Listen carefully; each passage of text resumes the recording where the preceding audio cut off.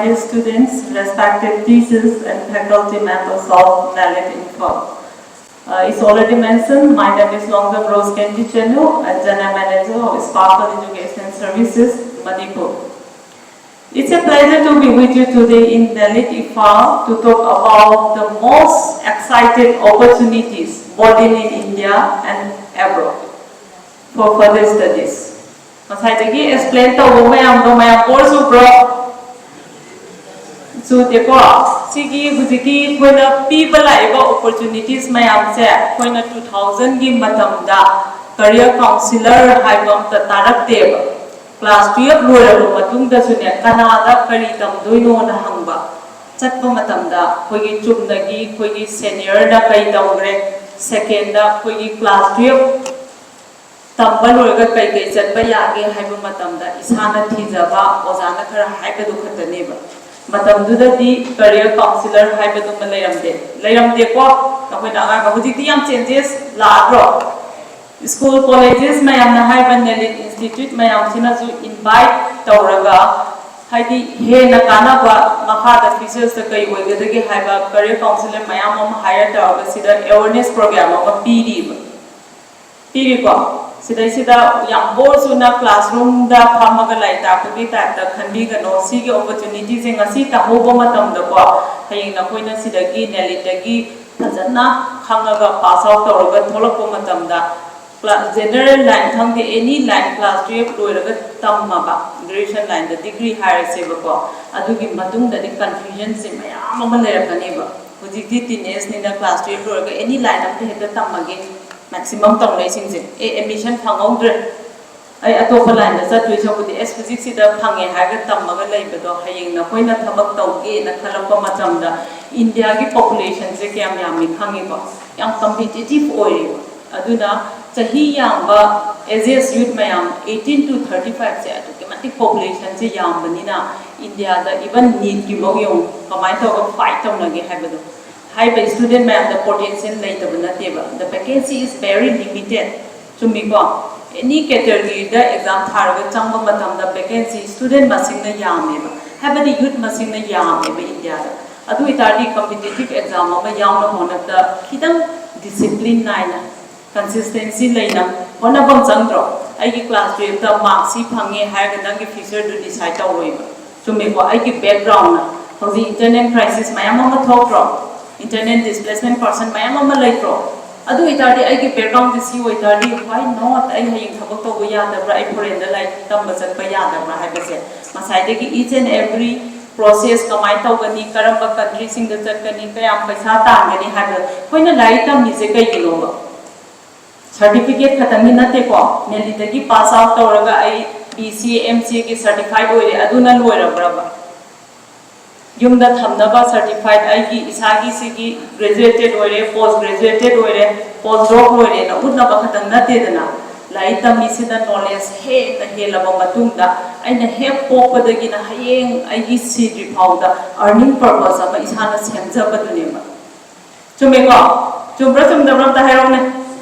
chumiko earning purpose ama senge habu matamda ai sina pamjari se kari no haina identify to bo ma changdro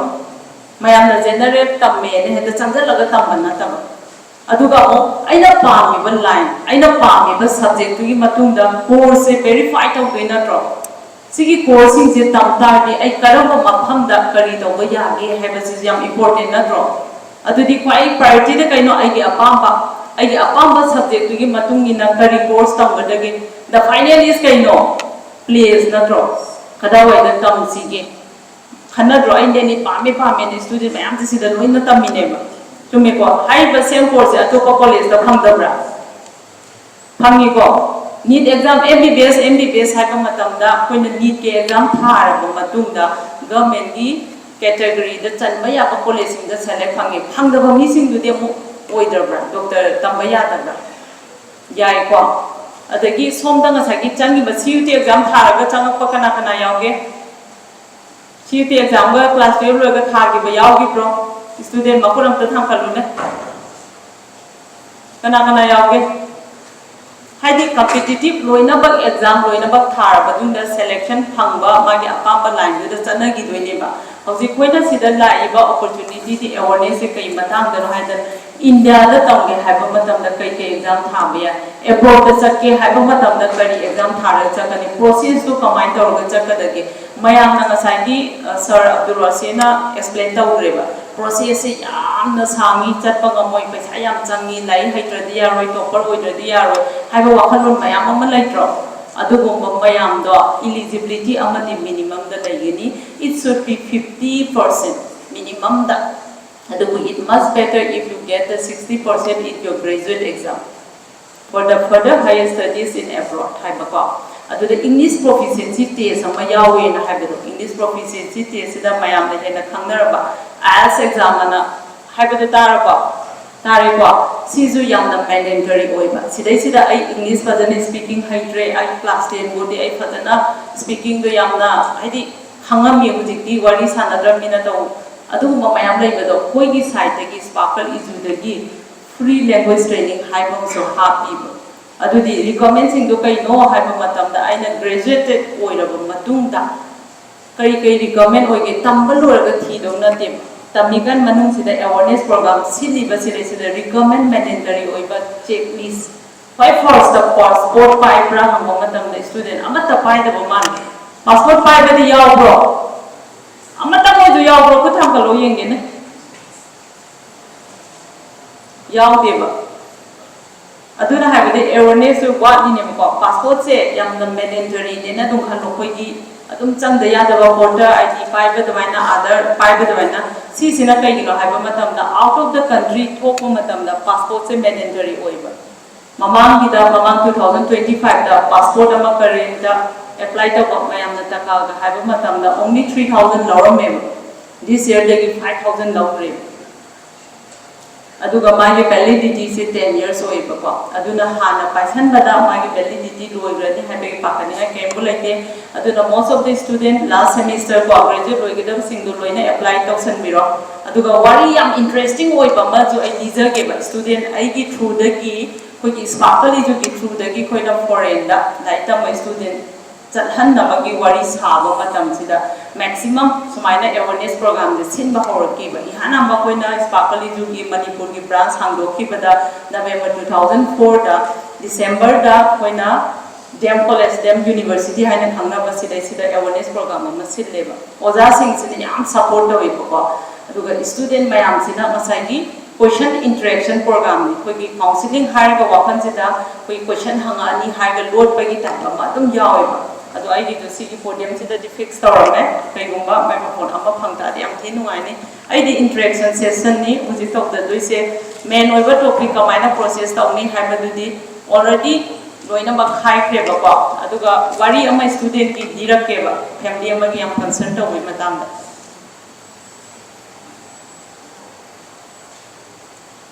interaction को any student amako abroad da aina higher studies tawge na khanba just khanba yawra anybody aman amtang le phachi ko randomly ama khatang aina point out tawroige ama tholo na haroge anybody khanba amtang thopiro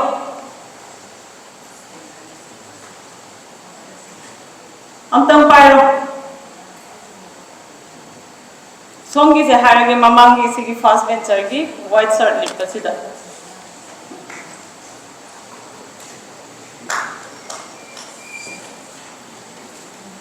What is your good name?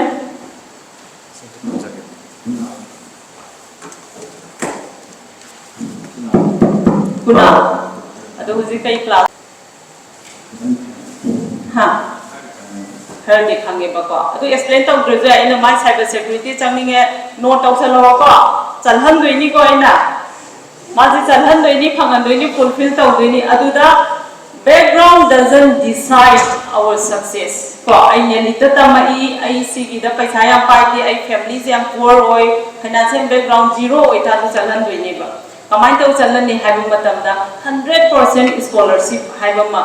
यावी या दाइको अदुना माना third semester दा masagi cyber security ki ama tamning ko matam da anyway da tam matam da thawak phangwa haba na de opportunity di kwai de ki yam ma phang se kari oi da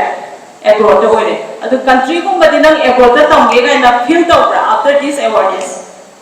kai phao ge adu chenga phao su phao su dum harak pa kai sum kai ha how do you go? So, Kadawa the Karama University, the Tangega de Kale. India is unique of a provider of this. Genuda. Okay, sit down. I know how much so he got Matan the Agi Pamina Basida Hunger have it. Confidence important over. When the light of Mama Tamda class 10 to a mark the decide of table. To make up, high confidence, skill, communication skills, young important. Why? Aduna masagi, I na hire a wari point to the Marak Talaga and student Karagi interaction, see the Kana interest or Gena and a Kalaga randomly pick up the only wari Malira. Student game mumming safe fabric like some boy. My recently was in UK the day before. Mana low river subjects, a master's in zoology. Aduga University na Plymouth University the Kale, St. Mary the Kale offer letter say 4-500. The Mana Plymouth University the Kaleva. He is from Samuro the Guinea Papa. Magi family say ye Obama Tam the Dipa. Foreign Japagi Wakanje Kamana Filter Rino, Asibu Salongadra, Hymatam, Yaking up a name. Yam Tina Nakaneva, Kaino Hamatam, Agansi Yamna, Brain Yam Pai Haitare, Yam Kana Ponaza, Ami Magi said, out of box Kaleva Wakans, Kaimakan, I like Tamaga, Tumnagi, Tabama, Tauraga, I give family support of a Kandeva. I did my expose area, Kangi Makai Tanzagina. Parents Amakakula Eva. I attend college 2024 December the minus seminar awareness the woman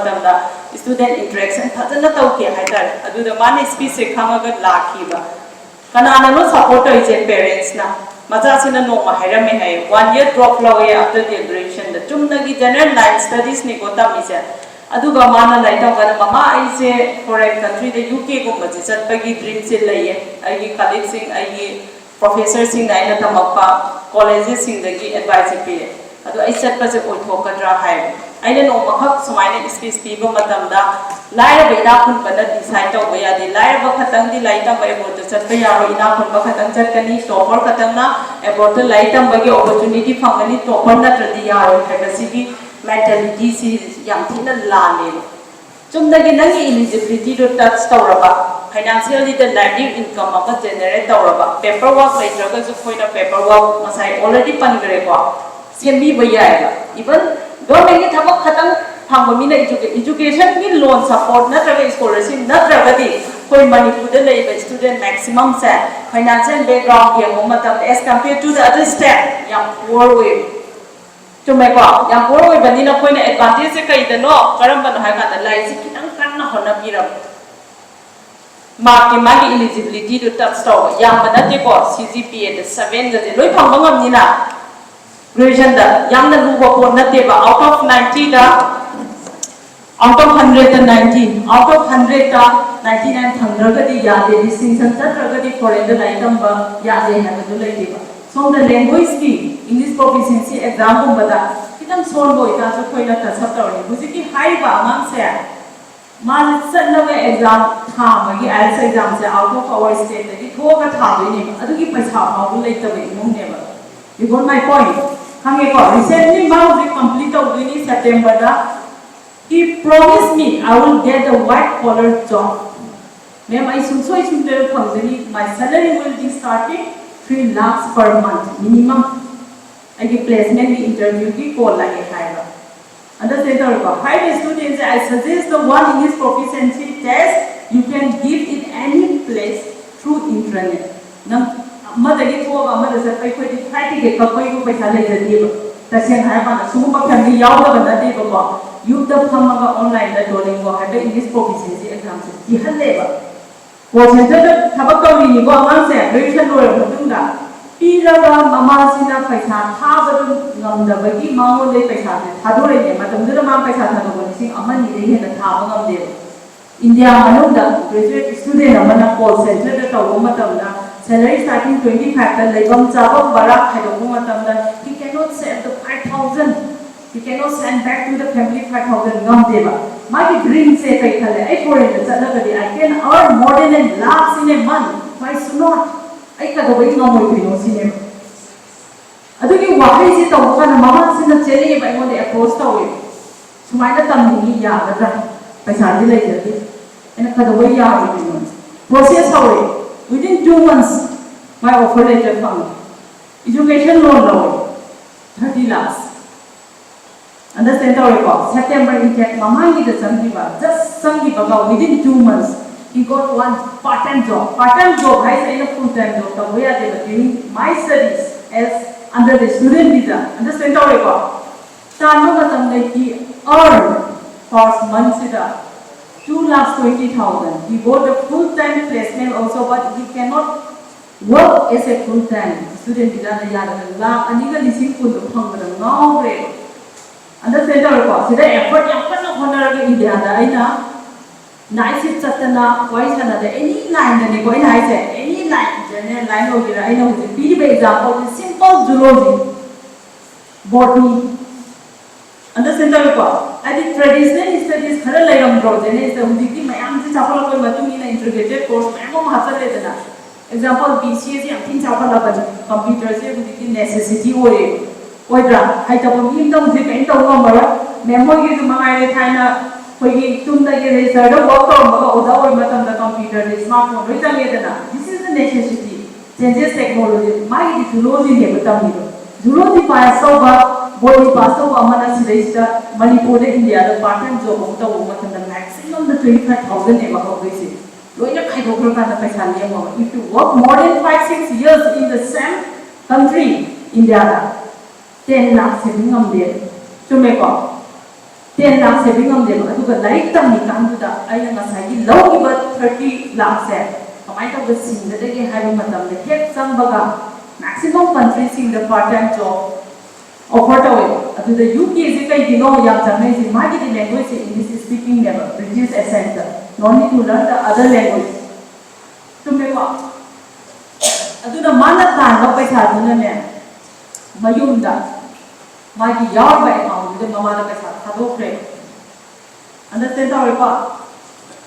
Now, we have Longjam manate. I just say, even like a matter that I give free so scholarship to come in or can lower loan. You know, I'm not if financial needs to a guard, I think the Beckham will be put on supply, I give you comment to the and along again. Aduna earning the was in a mind the man along people to the half of the amount 15 lakhs to operate. Adugamana earned over by the money season direct.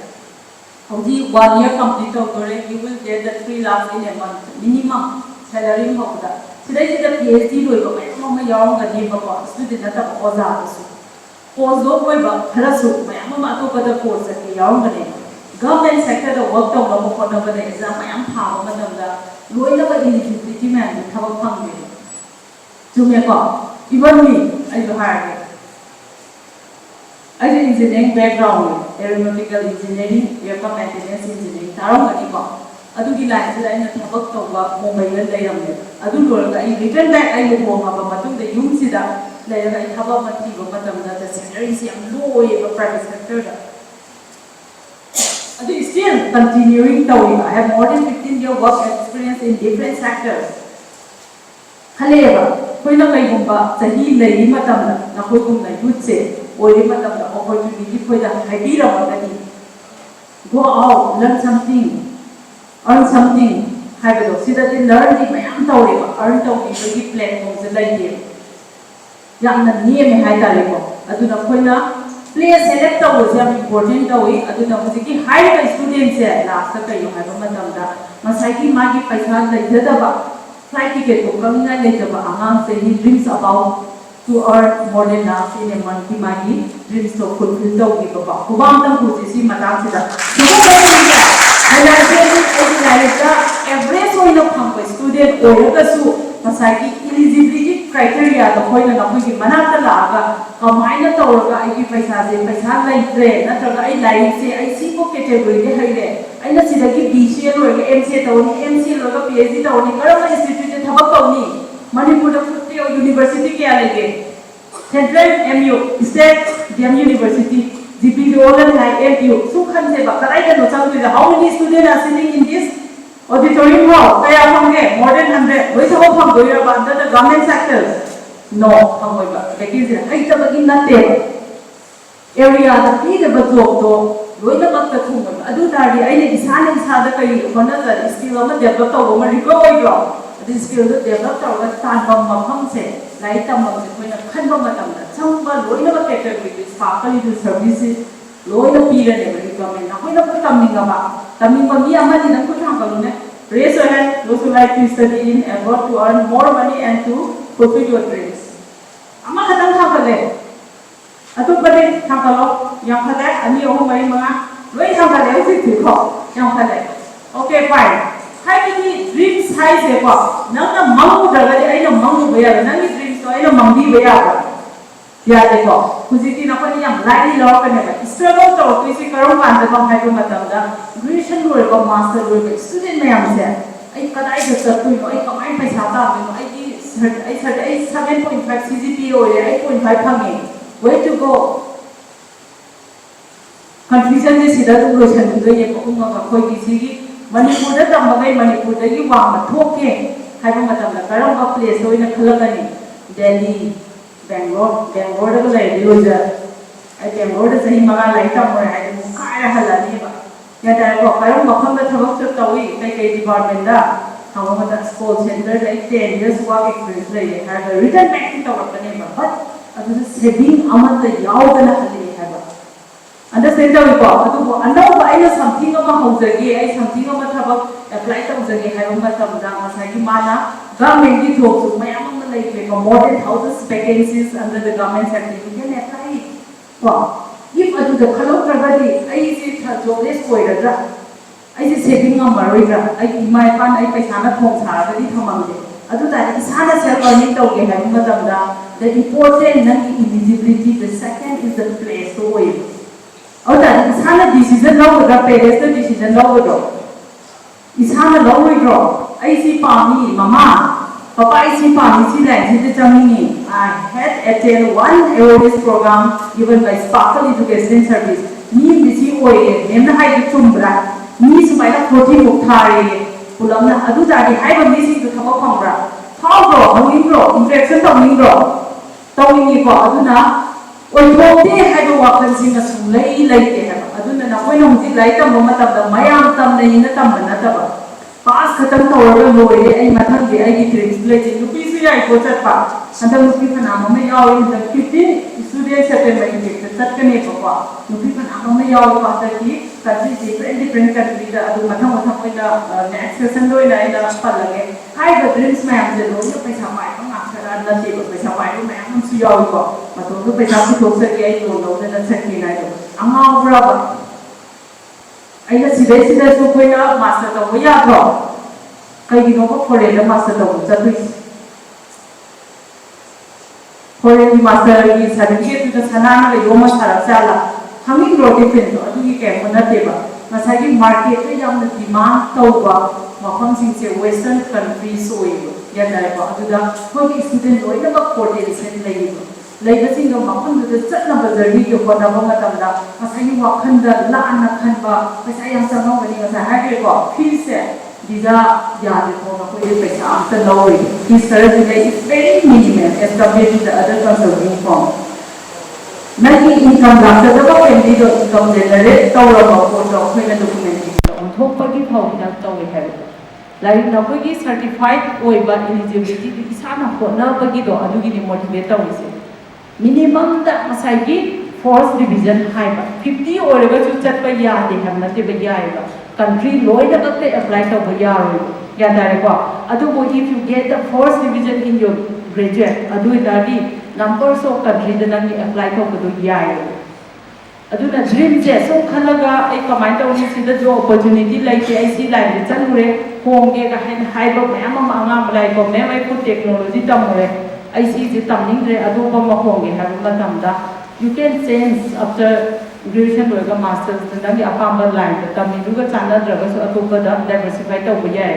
aduna lai tamma matam sida paisa khatangi wana debo adagi important oise kaino matam se khangoroi ko sum mathang khali kanda chatke tawge khali kanda chahi se dum yam changi bane still ai je chahi ni phu su re khangau deba chahi ni phu se kau kan suri no khan adi next step the see tawba adu lai tamma da ne never let to learn hai se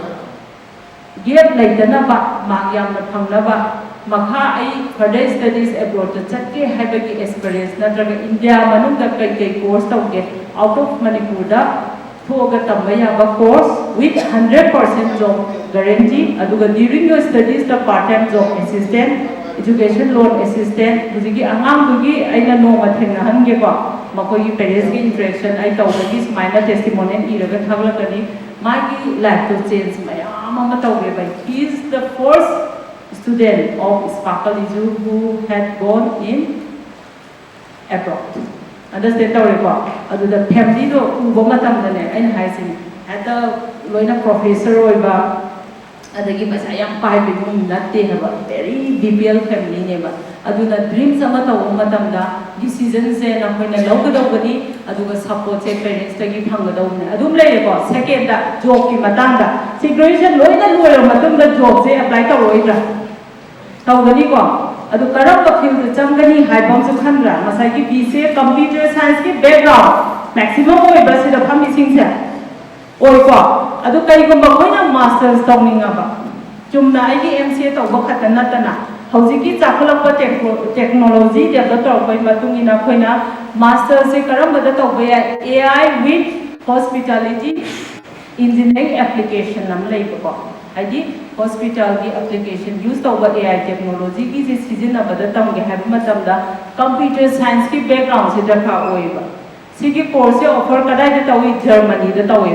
gatare ko aduga another 3 years stay back tawba ya ba Germany have a country si da di yam important oise kai ore masagi lai se magi apply tawge have matam da CGPA da 7.5 lointare ko 7.5 minimum da phangdaba yade Germany de apply tawge haiba matam da particular subject khara da 7.5 yawdaba yade kaiguma adu yawdraga de apply tawba yade simalai tikana honaba ngamni na yawgadro 7.5 se yawni ko songi ta de 7.5 yawba ngamgadro last semester yawbro MCA loiba yawbro natraga MCA tamiba yawbro songi sarki jam da heromne girls room side ki 7.5 hambata ardi Germany da public university private university ani thongna lai ne ko adu da public university da phangba matam da zero fees ne ba yanda ko adu eta de agi fully scholarship da lai tamba matam da German haiba country sina eligibility du yeng matung da main German language se important oi ba German language ko haira ba mapham da thabak ka wa ho matam da the starting selling both the part time and white collar job matam sida 2.5 lakhs in a month sigi salary se oi ba ko aduna like paidagi achauba tools koina life ta agi future da save to ge haiba matam da paisa khatana yade ko yan badi kai no haiba matam da like se agi education sina can save my future understand ko adu ta di like tam masida mamut tana khangla tamba second da like tamba loidri kan sida agi final year da kari tamba ya kadai da chatkani habado if anybody like to studies in abroad in any courses in different country come to my office is located at Hatani Sekot the name is the Sparkle Education Services free counseling ko any assist with parents ka I always invite away parents ko in a lapiyona sidagi nelite chu chache this is the first awareness program ni ko ina nemita sigi speech series ya atopa college sing dagi mi loina ko yawi dem college ngang matam da mi lai ko nupi han lai dem college da changba matam da speech ba matam da Orange College atopa buji NIT MIT MTU student amamam loina thongleba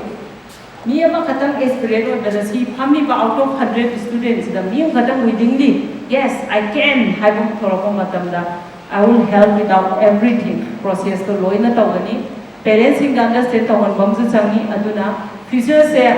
matam lai kan ta se mau ga dau me ai hayang yari hire ga matam hedo ki ba time frame hai bang su lai ba atopa kai question le rise tawning ge kai khanging ba yaw ge loi sa loi ni session se lai drop off aduga anybody interest or direct job ko BCL or ga changi boy da jo resume ama thajan biro passport yaw kare apply to boya de ko passport se hana tanaga do ko passport yaw dana thabaki apply to mi yam lae adudi consider to de passport pairo matung de apply to ga dangi passport ki validity ye ngani resume nangi chanabu matam da koina job assist to wi ko white collar job blue collar job everything aduga higher studies any abroad India da chaning ba aduga PhD tawning ba postdoc tawning ba everything are available in Sparkle into services na service loina provide to ko sigi hena detailing khangmo matam da adudi session se loi salasira aduda last point ai handle se passport apply tawning ba khang da ba lai raga su koi da contact tawro anam anade loi khamam bani khale seba portal na lai bani ko khang bana tro si loi ne apply to salo anda ki August ki month sida lising manga duna yamna thuna lawba gi yam thuna apply to bai da ka oi je hujik tam balui rimena normal da dum apply to ko 1500 2500 gi range ta lai bani document cham la sing do kham do boy ta di khoi gi files ta contact number yaw bani aduga any job ki recommend higher studies India amasung abroad chaning ban lai ra ba contact ro khoi sida free career counseling ni sugum ba golden opportunity se khoi gi sigi haitare sir executive director sir Jenta ko atop ma gi team faculty member lemani da hoi gi team sina simbi da na masi gi khudong jap si lawr ga na khoi da information ji yohan bani sigi information se lem na ma loi se ba